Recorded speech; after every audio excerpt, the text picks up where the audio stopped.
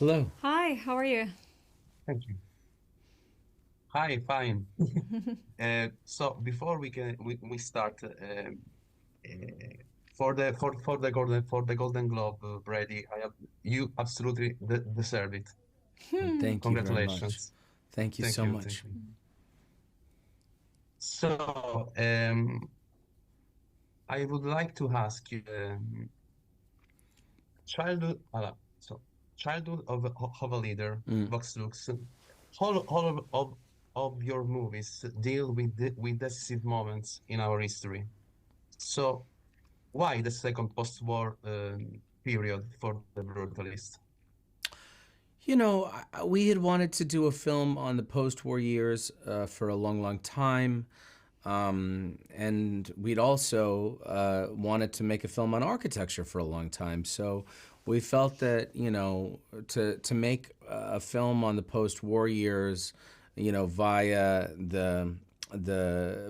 post-war architecture, and to explore how post-war trauma and post-war architecture are linked, that was something that was very appealing and very rich for us. And so, I think that what's interesting is that when I was making The Childhood of a Leader, we obviously spoke about the interwar period and the Weimar Republic and, sort of ad nauseum for a long, long time. And it occurred to me, I suppose, then that we're always interwar. We're always post-war. That somehow it was really interesting because when we say post-war, actually, I mean, traditionally when you say post-war, you're referring to the 1950s. But having made The Childhood of a Leader, which was a post-war film as well about the Treaty of Versailles following the First War, I was sort of fascinated by this that everything, every period is defined by these major atrocities and catastrophes. And I'm interested in regeneration and, reconstruction following such destructive periods of world history. I mean, my next film is really about Vietnam to a certain extent as well. But it's funny because it's not necessarily it wasn't really on purpose at first. No. It just became you suddenly realize that no matter how you try to outrun it, you're always sandwiched between two catastrophes. And how about The Brutalist? This is also a movie about American dream and migration. So the journey of Laszlo and Erzbet, what do you think could be the thematic thoughts in this particular history in this period? Well, we of course thought a lot about how the artist experience also mimics the immigrant experience. And that was some of our early, some starting point for a lot of it.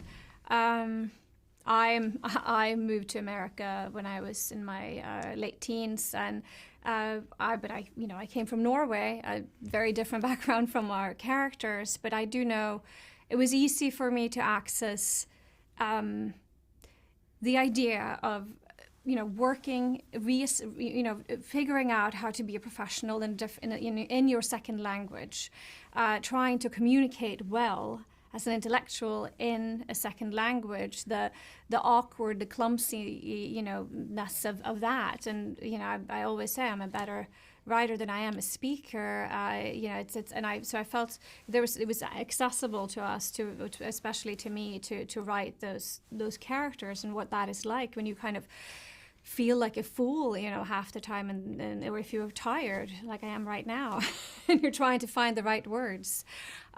So that, of course, is part of it. But yeah, do you want anything to add to that? Or? Hmm? And the last one is, what about Adrian, Guy, and Felicity? Why did you choose them? Oh, I mean, just because they're great performers that were correct for the roles, and also because this material only seemed to attract people that felt like they could actually handle it. So I felt, you know, when someone signed on to the project, I felt like, okay, good. That means that they feel like they can do it. I mean, you know, Guy has monologues in the film that are 10 pages long. It required a certain level of, let's, you know, call it expertise to really, really deliver on the screenplay.